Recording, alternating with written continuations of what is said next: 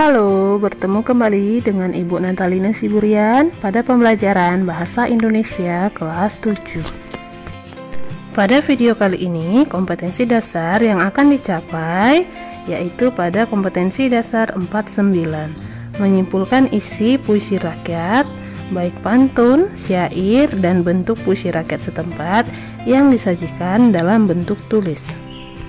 Dan tujuan pembelajaran kali ini adalah 1. Siswa mampu memahami makna kata-kata sulit pada puisi rakyat. Yang kedua, siswa mampu menyimpulkan isi berupa nilai moral, nasihat pada puisi rakyat.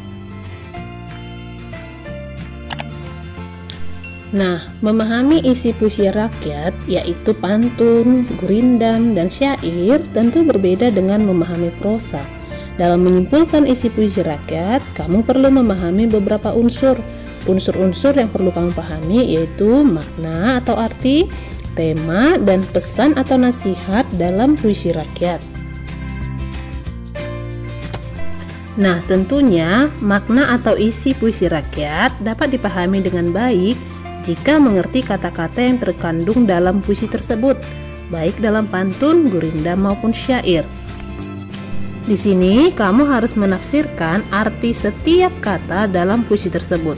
Kata-kata dalam puisi sering juga bermakna konotasi. Nah, kalian tentu memerlukan KBBI. Selain makna, pada dasarnya tema atau topik puisi juga merupakan hal yang penting. Mengapa? Karena tema puisi merupakan pokok permasalahan dalam puisi. Nah, tema itu banyak sekali dijumpai dalam kehidupan sehari-hari. Bisa tentang keagamaan, kehidupan alam, kemanusiaan, perjuangan, persahabatan, dan lain-lain.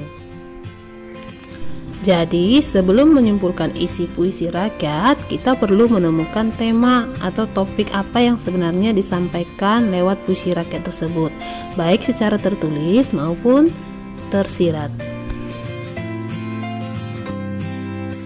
Dan yang terakhir yang perlu diperhatikan adalah apa pesan, nasihat, atau amanat yang ditangkap pembaca setelah membaca puisi rakyat. Nah, hal ini biasanya tidak lepas dari tema dan isi puisi yang telah dikemukakan oleh si penyair. Nah, sekarang tiba saatnya kita berlatih menyimpulkan isi puisi rakyat. Yang pertama, menyimpulkan isi pantun. Hal pertama yang akan kita lakukan tentunya adalah membaca pantun tersebut. Sebagai contoh, air surut memungut bayam, sayur diisi ke dalam kantung. Jangan diikuti tabiat ayam, bertelur sebiji, riuh sekampung. Nah, di sini kata-kata ini memang biasa, tapi apabila dalam pantun ini terdapat kata sulit, maka harus kita cari tahu dulu apa sih arti kata sulit tersebut. Nah, di sini Ibu misalkan contohnya tabiat. Nah, misalnya tidak paham apa itu tabiat, maka kita cari dulu. Nah, tabiat itu apa artinya? Itu adalah perangai atau watak. Nah, seperti yang sudah dipelajari sebelumnya, isi pantun terdapat di baris ketiga dan baris keempat, sehingga kita fokus ke baris 3 dan 4. Jangan diikuti tabiat ayam, bertelur sebiji, riuh sekampung. Nah, apabila kita perhatikan, dapat kita artikan bahwa ketika kita memiliki sesuatu, jangan suka pamer akan hal yang dimiliki atau dialami, atau tidak perlu membesar-besarkan sesuatu sampai semua orang tahu. Seperti seekor ayam tadi, dia hanya bertelur 1 biji, tapi dia sudah berkotek hingga 1 kampung tahu. Nah, itu adalah pesan atau isi yang disampaikan lewat pantun tersebut. Selanjutnya, kita berlatih menyimpulkan isi syair. Nah, di sini ada kutipan syair. Inilah gerangan suatu madah, mengarangkan syair terlalu indah, membetuli jalan tempat berpindah, di sanalah iktikat diperbetuli sudah. Dalam syair ini terdapat mungkin beberapa kata yang belum dipahami atau dianggap sulit oleh kita, maka boleh kita cari arti katanya dalam kamus. Nah, di sini Ibu contohkan misalnya kata madah dan iktikat. Nah, setelah dicari, madah itu artinya kata-kata pujian dan iktikat itu kepercayaan atau keyakinan yang teguh. Nah, seperti sebelumnya, isi syair itu terdapat pada semua baris. Jadi di syair tidak ada sampiran. Nah, jika kita perhatikan, syair ini merupakan kutipan dari yang sebenarnya terdiri dari 5 bait. Nah, kutipan ini berada di bait pertama. Nah, Ibu mencoba menangkap isi atau pesan dari syair ini, yaitu berupa nasihat kepada para pemuda atau generasi muda untuk memiliki kemauan atau keyakinan teguh untuk memperbaiki tujuan hidup.